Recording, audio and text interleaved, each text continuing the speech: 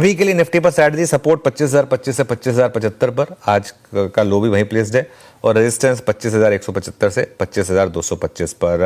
I think आज bank Nifty की गिरावट से थोड़ा सा एक झटका जरूर लगा है मार्केट को। यहाँ पर आपको 55,000 से 55,200 का सपोर्ट है शेयर, और 55,500 से 55,700 ये एक रेजिस्टेंस होगी। चलिए वीरू के पास चलते हैं, स्टॉक स्पेसिफिक क्या एक्शन रहा है ये जानते हैं। वीरू, गुड आफ्टरनून, बताइए। गुड आफ्टरनून अनुज। देखिए बहुत सारे अच्छे ब्रेकआउट्स हैं अनुज आज, और पहला मैं जिक्र करना चाहूँगा दैट्स एम्बर एंटरप्राइजेस में इसके पुट ऑप्शंस, इसके कॉल ऑप्शंस, इसके फ्यूचर्स।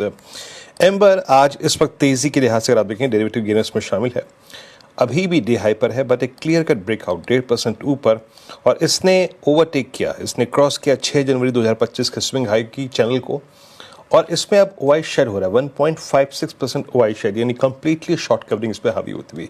सुबह इसी पैमाने पे, इसी लिहाज से, इसी अगर आप देखिए सर्कमस्टेंसेस मैंने पिक किया था केन्स को, दैट्स नाउ टॉप गेनर 3% ऊपर, लेकिन अब ये शॉर्ट कवरिंग और फ्रेश बैंक का कॉम्बिनेशन एम्बर पे फ्यूचर्स मेरे स्क्रीन पर है कभी 8423 के स्तर पे, तो पहला स्टॉक हो गया ये।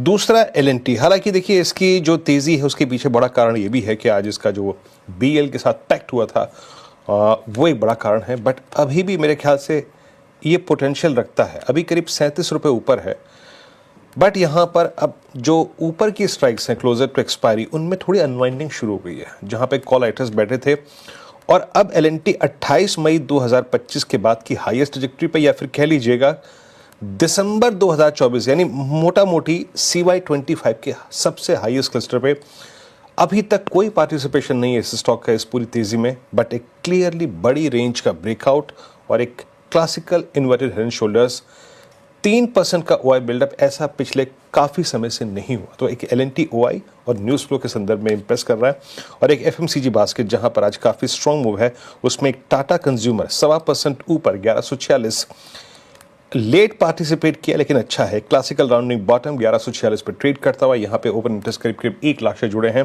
बट प्लेसमेंट इसका अच्छा लग रहा है।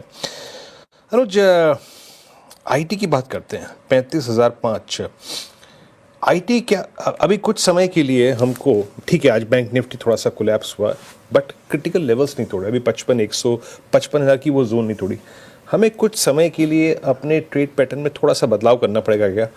विदाउट आईटी अगर निफ्टी नहीं चल पा रहा है तो कुछ समय के लिए other than Nifty, other than IT, उसी कैटेगरी पे फोकस करना पड़ेगा क्या कुछ दिन? देखिए सच बताऊं तो आईटी में इस समय अब इशू H1B वीज़ा का नहीं है। ये अगर H1B वीज़ा का इशू होता तो वो उसी दिन निपट चुका होता मामला सारा का सारा।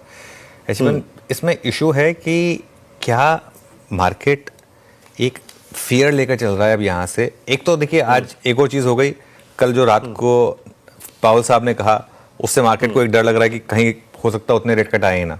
और दूसरा जो H1B वीज़ा पर हुआ, क्या वो एक स्टार्टिंग पॉइंट है, आगे कुछ और नेगेटिव आ सकता है नहीं आ सकता है। आई थिंक मार्केट को ज़्यादा डर वीरू उस चीज़ का है, इस वजह से मुझे लग रहा है कि आईटी गिरा। सिर्फ H1B वीज़ा की वजह से इतना इम्पैक्ट नहीं था आईटी कंपनीज पर। इनफैक्ट बहुत लोगों का तो मानना है कि ये मीडियम टू लॉन्ग टर्म हो सकता है आईटी कंपनीज के लिए एक्चुअली पॉजिटिव हो, क्योंकि वो लोअर कॉस्ट वो यहीं पर बैठा कर अगर आप अब सारा काम करेंगे तो उल्टा हो ज़्यादा उनको सस्ता पड़ेगा, तो उस हिसाब से।